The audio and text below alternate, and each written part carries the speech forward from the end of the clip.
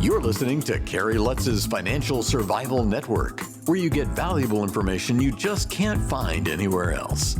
To thrive in today's trying times, you need the Financial Survival Network, now more than ever. Go to financialsurvivalnetwork.com and get your free newsletter and gift. Financial Survival Network, now more than ever. Welcome. You are listening to watching the Financial Survival Network. I'm Kerry Lutz.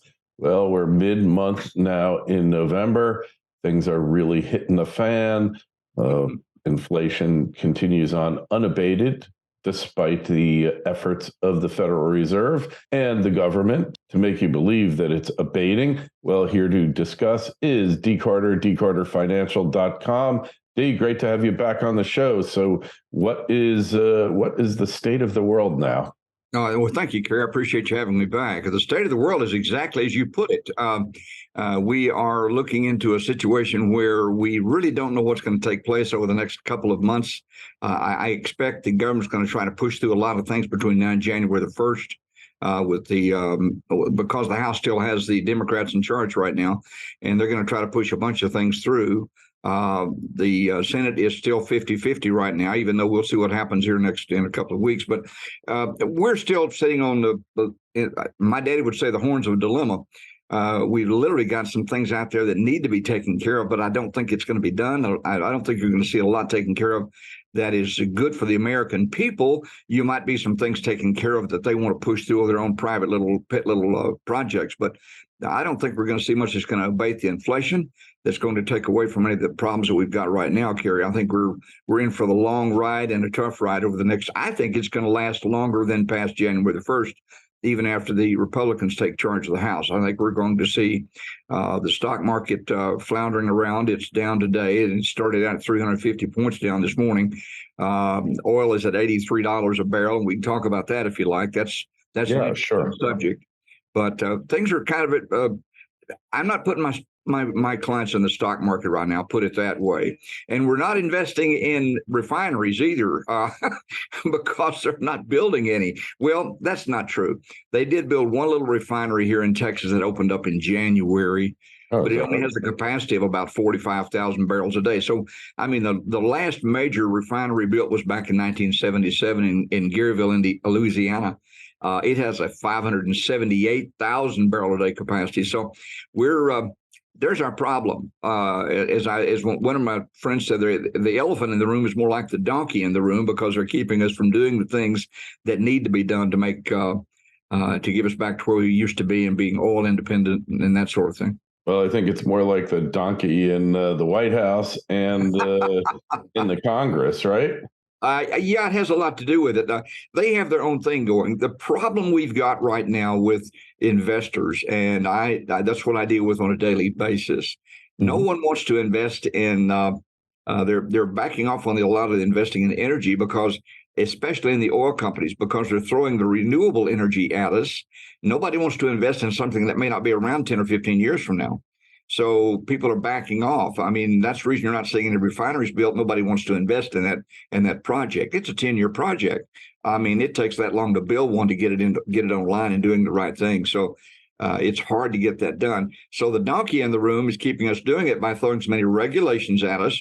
Here, the president's trying to get the oil companies to produce more oil and give them more production, but at the same time, they're throwing the regulations at them and trying to cut them off at the waist. I'm not sure I understand the logic in what is going on there. On one side, you say we want more oil. On the other side, we say, no, we really don't want you to do much because we want to get away from fossil fuels. Yeah, it's crazy. But, as a practical matter, there is no possible way they're going to eliminate the need for so-called fossil fuels in the next 10 years. I mean, it's impossible. Well, let me give you a good example, Kerry.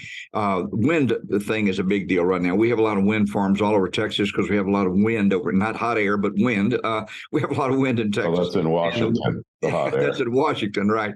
But if one of those big things goes down, or if the engine goes down, that turns the rotor that gets it started, they have to bring in trucks upon trucks and a lot of people. And guess what? All those trucks are driven by diesel. They freeze up like they did in Texas 2 years ago, they have to be de-iced. And guess what? De-icing is a fossil fuel product. You can't get away from it. And I think you and I have talked about this in years past since we've been working together a little bit. You really can't get away from fossil fuels because there's over 6,000 things on the market.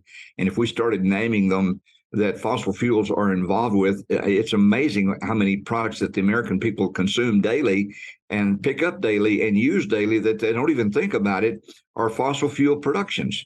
So there's no way to get rid of it. Now, I think that what they're doing is trying to get into this electrical situation way too early. They're pushing it way too early. Now the car manufacturers are jumping on it.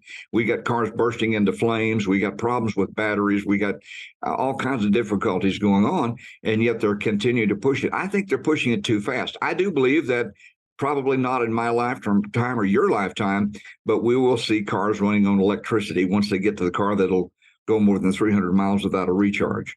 But right now, it's not going to happen. I am the proud owner of a Tesla Model S. And it will do over 300 on a charge. Good for you.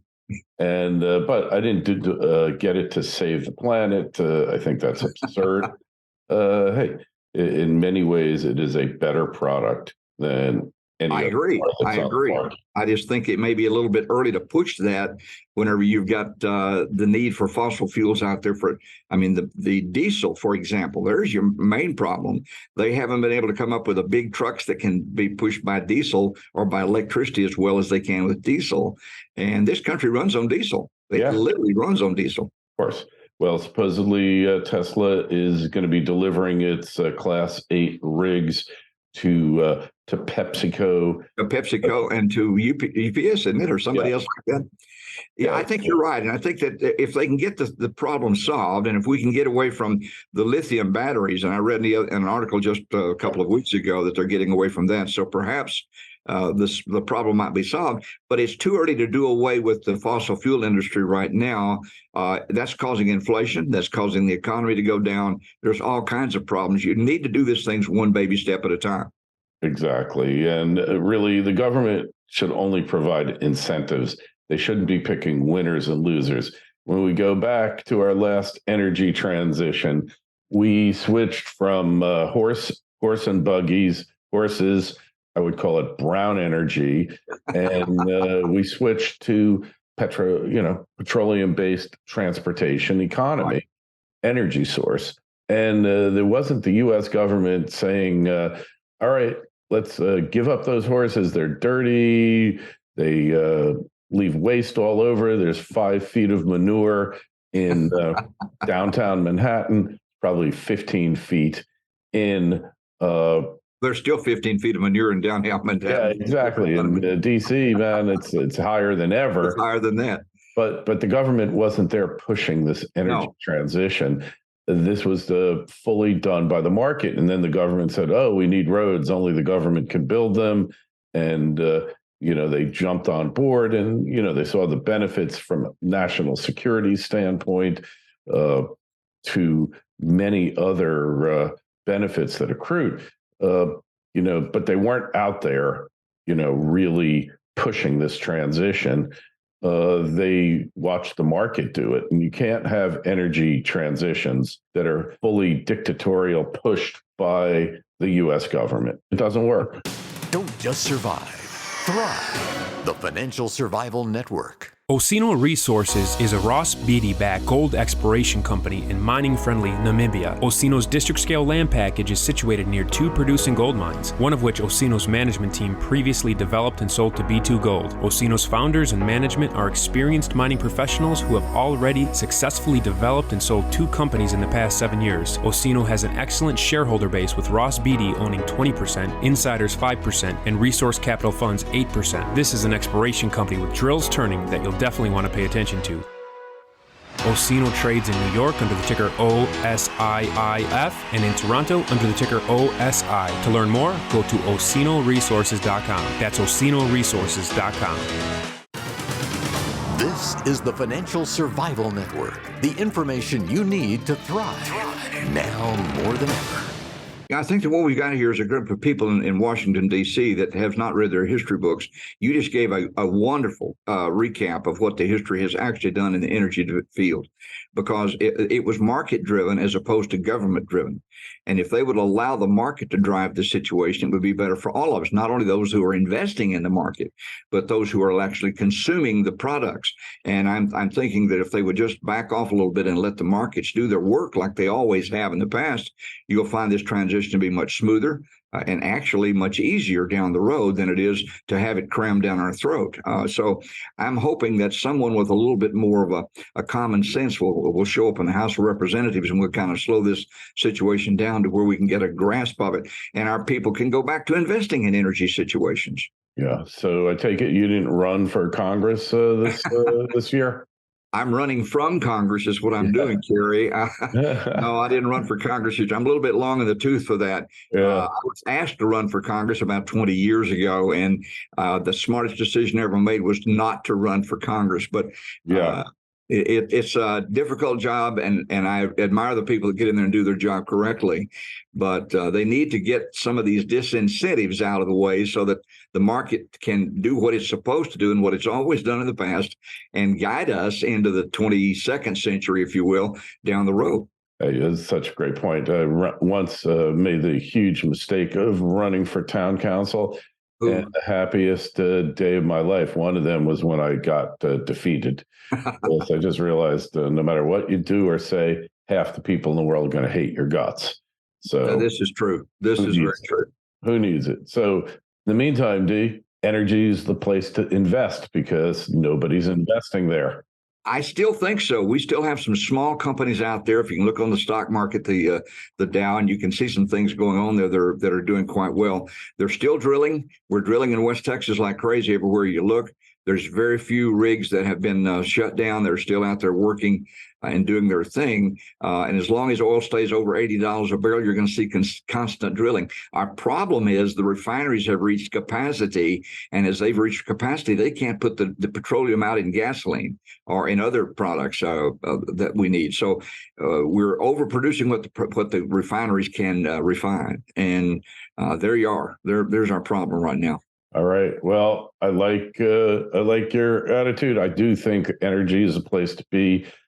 Just look what's happening in Europe. If the markets are allowed to respond, then we will see an energy boom like we've never seen before, because energy is the building block of economic growth. If we want economic growth, if that's the goal, there is no other way but to increase your energy production. That's not to say there isn't a place. I don't want to call it green energy because I think that is a false misnomer. I agree. I think it's a misnomer, put it that way. I don't want to be redundant.